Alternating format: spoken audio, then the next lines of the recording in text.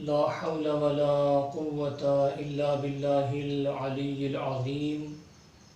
أعوذ بالله من الشيطان الرجيم. بسم الله الرحمن الرحيم.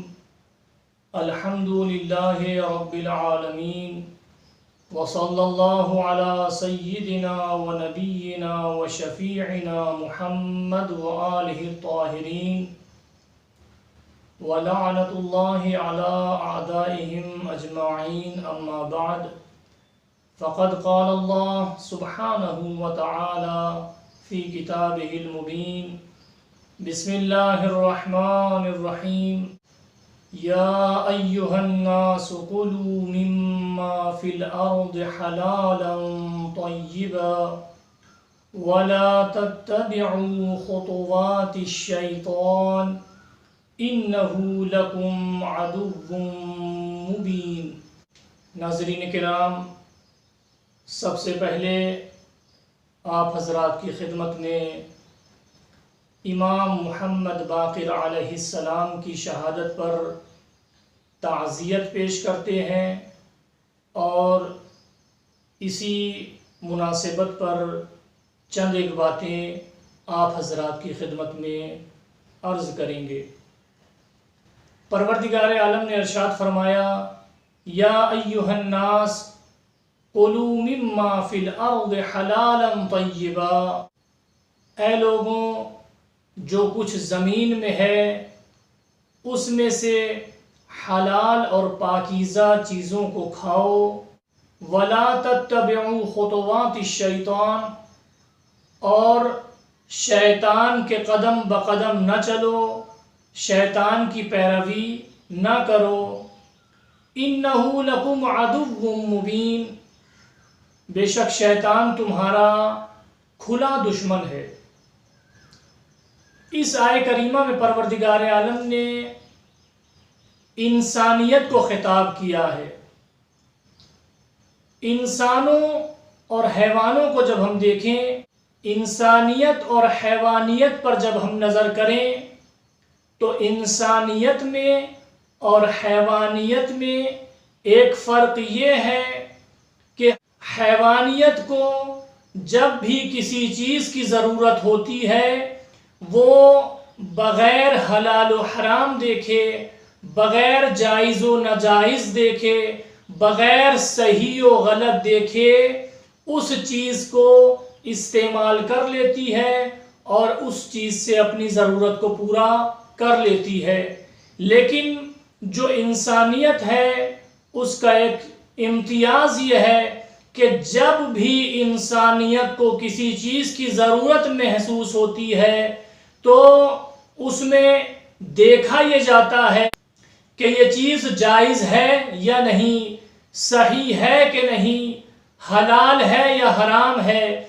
یعنی انسانیت اور حیوانیت میں فرق یہ ہے کہ حیوانیت اپنی ضرورت کو بغیر حلال و حرام، بغیر حق و ناحق، بغیر جائز و ناجائز، بغیر صحیح و غلط دیکھے استعمال کرتی ہے، لیکن انسانیت ان تمام چیزوں میں حلال کو دیکھتی ہے، جائز کو دیکھتی ہے، صحیح کو دیکھتی ہے اور حق کو دیکھتی ہے۔ یعنی اگر کسی حیوان کو بھوک لگتی ہے تو وہ کھانے کی چیز کو بغیر یہ دیکھے ہوئے کہ اس میں میرا حق ہے کہ نہیں ہے، یہ حلال ہے کہ نہیں ہے، پاکیزہ ہے کہ نہیں ہے، اس کو کھانا شروع کر دیتا ہے۔ لیکن انسان اگر کسی چیز کو کھانا بھی چاہتا ہے تو اس میں حلال و حرام کو دیکھتا ہے، پاک و ناپاک کو دیکھتا ہے، صحیح و غلط کو دیکھتا ہے، بہتر اور غلط کو دیکھتا ہے۔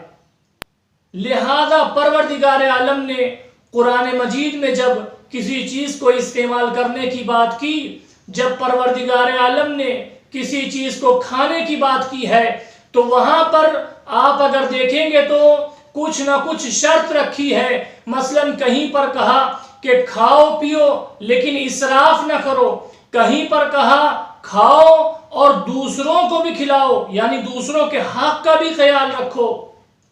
تو آپ دیکھیں اس آیہ کریمہ میں پروردگار نے کہا کہ جو کچھ زمین میں ہے اس میں سے کھاؤ، لیکن شرط یہ ہے کہ اس میں حلال کو دیکھ لینا، اس میں پاک اور ناپاک کا خیال رکھنا۔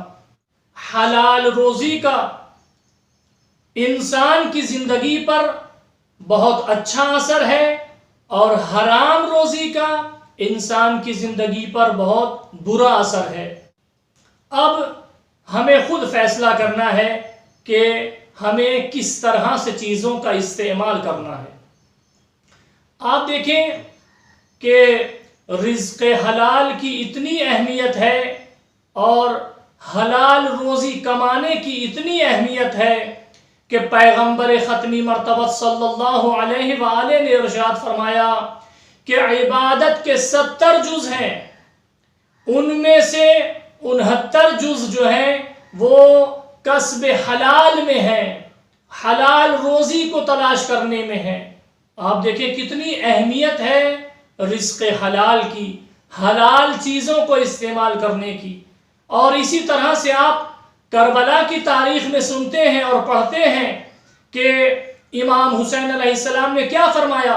امام حسین علیہ السلام نے دشمن کی فوج کو خطاب کر کے کہا کہ تم میری نافرمانی کر رہے ہو، تم میری باتوں کو نہیں سن رہے ہو، اس کی وجہ یہ ہے کہ تمہارے شکم حرام مال سے بھرے ہوئے ہیں اور تمہارے دلوں پر غفلت کی مہر لگ گئی ہے۔ لہذا عزیزان گرامی، توجہ دینے کی ضرورت ہے کہ جو رزق روزی ہم استعمال کر رہے ہیں وہ حلال و پاکیزہ ہے کہ نہیں ہے۔ امام محمد باقر علیہ السلام کی زندگی کو جب ہم دیکھتے ہیں تو آپ کی زندگی میں ملتا ہے، ایک شخص بیان کرتا ہے کہ جس کا نام محمد ابن منقدر ہے۔ یہ شخص ایک مرتبہ جب نکلتا ہے تو اس نے دیکھا کہ امام محمد باقر علیہ السلام کھیتی کر رہے ہیں، کھیت میں غلاموں کے ساتھ میں ان کے سہارے سے کھیتی کر رہے ہیں۔ اس شخص کا بیان یہ ہے کہ امام محمد باقر علیہ السلام شرف و بزرگی میں اور کمالات میں، بہترین اخلاق میں اپنے بابا امام سجاد علیہ السلام کی طرح سے ہیں۔ جب اس نے یہ دیکھا کہ امام علیہ السلام کھیتی کر رہے ہیں تو اب اس نے اپنے آپ سے یہ کہا کہ میں امام کو نصیحت کرتا ہوں، چلتا ہوں اور امام کو سمجھاتا ہوں اور ان کو یہ سمجھاؤں گا کہ تم دنیا کے کتنے چاہنے والے ہو اور تمہیں مال دنیا کی کتنی لالچ ہے کہ اتنی شدید گرمی میں کھیتی کر رہے ہو۔ اس نے اپنے آپ میں یہ سوچا۔ اس کی وجہ یہ ہے کہ یہ جو شخص تھا یہ تصوفانہ مزاج رکھتا تھا، یہ صوفی مزاج کا تھا کہ بس عبادت کی جائے مسجد میں بیٹھ کر، بس نمازیں پڑھی جائیں، بس روزے رکھے جائیں۔ توجہ رکھیں ناظرین کرام، عبادت صرف نماز پڑھنے کا نام نہیں ہے، عبادت صرف روزوں کا نام نہیں ہے، عبادت میں اور بھی بہت سی چیزیں ہیں۔ اب یہ شخص امام علیہ السلام کے پاس جاتا ہے، امام علیہ السلام کو سلام کرتا ہے، امام علیہ السلام اس کے سلام کا جواب دیتے ہیں۔ اس کے بعد یہ شخص امام علیہ السلام سے سوال کرتا ہے کہ کیا یہ ٹھیک ہے کہ قبیلہ قریش کی اتنی بزرگ شخصیت اتنی شدید گرمی میں کھیتی کر رہی ہے، کیا یہ مناسب ہے؟ اور امام علیہ السلام سے کہتا ہے کہ اگر اس حالت میں آپ کو موت آ گئی تو کیا کرو گے، یعنی آپ کی موت کیسی ہوگی؟ امام محمد باقر علیہ السلام کھڑے ہوتے ہیں اور اس کے بعد فرماتے ہیں کہ اگر مجھے اس حالت میں موت آ گئی تو خدا کی قسم میری موت اطاعت الہی والی موت ہوگی اور مجھے اطاعت الہی پر موت آئے گی۔ امام علیہ السلام نے فرمایا، اے ابن منقدر، اگر میں کام نہیں کروں گا تو مجھے تجھ جیسوں کی ضرورت ہوگی اور جب میں کام کروں گا تو مجھے تجھ جیسوں کی ضرورت نہیں ہوگی۔ اس کے بعد امام علیہ السلام نے فرمایا کہ اپنے اہل و عیال کے لیے محنت کرتے ہوئے اگر موت آ جاتی ہے تو پروردگار عالم کی اطاعت میں موت مانی جائے گی، لیکن مجھے اس موت کا خوف ہے کہ جو گناہوں میں آتی ہے، جو گناہوں کی حالت میں آتی ہے۔ جب ابن منکدر نے یہ سنا تو اس نے کہا اردت ان اعظک فوعظتنی، میں تو یہ سوچ رہا تھا کہ میں تمہیں نصیحت کروں گا، تمہیں سمجھاؤں گا، لیکن آپ سے مل کر تو مجھے ہی نصیحت مل گئی ہے۔ آپ نے غور کیا کہ معصومین علیہ السلام کی سیرت، چاہے آپ کی گفتار ہو اور چاہے آپ کی عملی سیرت ہو، اس میں رزق حلال پر بہت زیادہ زور دیا گیا ہے۔ حلال رزق و روزی کا انسان کی زندگی پر بہت اچھا اثر پڑتا ہے، لہذا انسان اپنے حساب سے اور اپنے اعتبار سے محنت کرے، زحمت کرے، وہ جس طرح کی بھی خدمت کر سکتا ہے، محنت کر سکتا ہے۔ یہی ہمارے امام علیہ السلام کہ جنہوں نے اتنی محنتیں کی ہیں اور لوگوں کی طرح طرح سے ہدایت کی ہے، انسانوں کو طرح طرح سے راہ سعادت دکھائی ہے اور کامیابی کی راہ کی ہدایت کی ہے، انہی امام علیہ السلام پر طرح طرح سے ظلم و ستم کیے گئے۔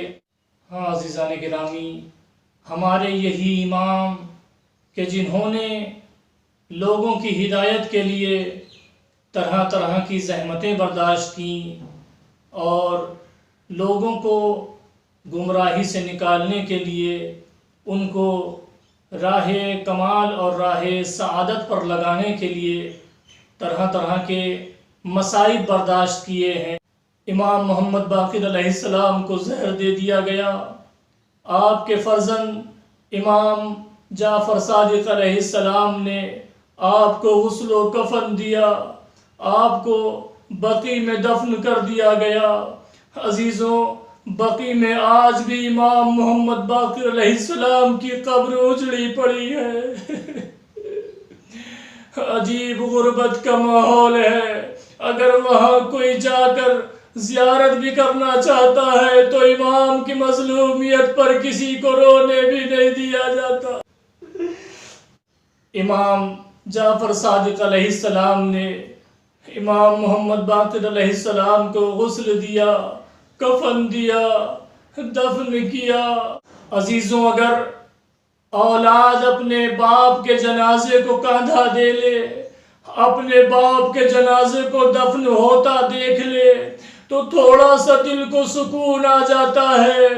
میں کہوں گا اے امام جعفر صادق علیہ السلام، آپ نے اپنے بابا کو غسل و کفن دیا، لیکن یاد آتا ہے لا یومک یومک یا ابا عبداللہ، اے مولا حسین، آپ کے دن جیسا کوئی دن نہیں ہو سکتا۔